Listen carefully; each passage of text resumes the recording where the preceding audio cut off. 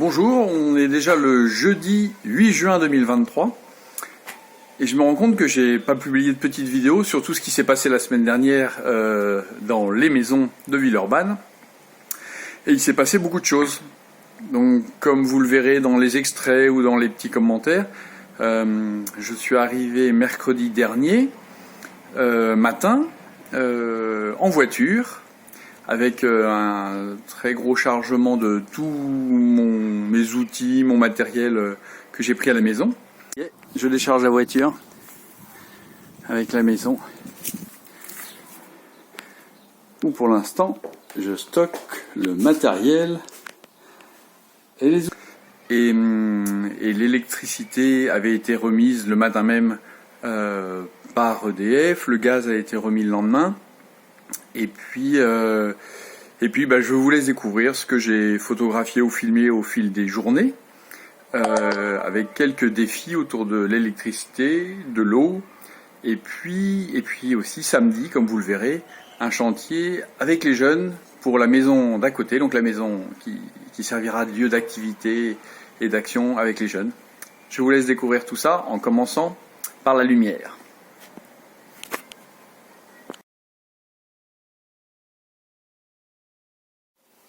Et voilà un autre grand moment, après avoir remis l'électricité,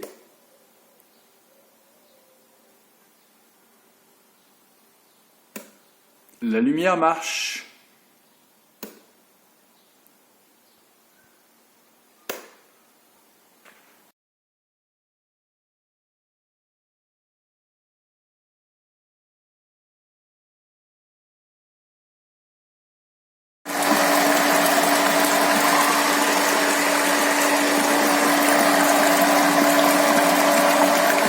Il y a de l'eau! Il est 18h09, on est mercredi 31 mai. L'eau fonctionne, en tout cas l'eau coule dans la maison. Il y a encore une ou deux chasses d'eau, j'arrive pas à comprendre comment arrive l'eau, comment elle en repart. Il n'y a pas de colonne de douche, il y a des robinets qui manquent, mais l'eau coule, elle a l'air claire, la pompe s'arrête quand elle arrive à 3 bars, le presso-sta fait à peu près son rôle. Donc c'est quand même une très bonne nouvelle, il n'y a plus qu'à. Et la suite dès demain. Et donc à partir du lendemain, j'ai beaucoup bricolé dans la maison pour d'abord remettre une pomme de douche, les tuyaux sortaient juste du mur, puis réparer la cuvette des toilettes, donc le mécanisme, la vanne, la lunette. J'ai réparé aussi le lavabo de la cuisine dont les bondes et les tuyaux étaient cassés dessous.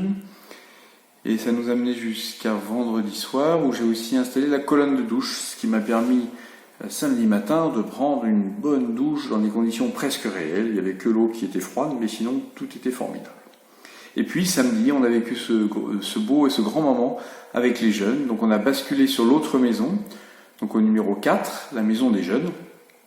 Et on a fait un grand chantier où on s'est beaucoup occupé surtout de débroussailler, puisque après 6 ans, 5 ans d'inoccupation, il y avait des arbres et du lierre partout, et puis d'aménager un petit peu l'intérieur, mais je vous laisse découvrir par ces quelques photos et quelques petites vidéos.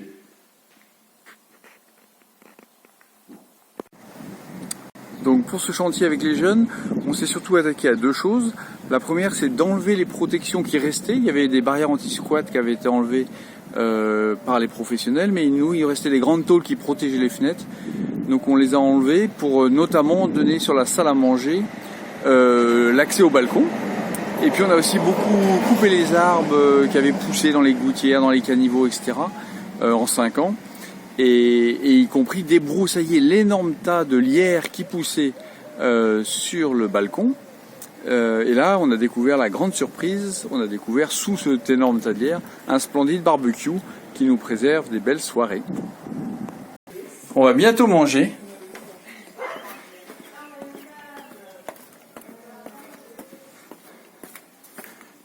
Et on s'attaque à la végétation luxuriante qui a un peu trop envahi les lieux. Oui, il y a encore beaucoup de végétation luxuriante à tailler et raboter. Beaucoup de choses à faire dans les maisons aussi, mais cela a vraiment été une belle semaine et un beau chantier. Voilà pour cette semaine et à la semaine prochaine.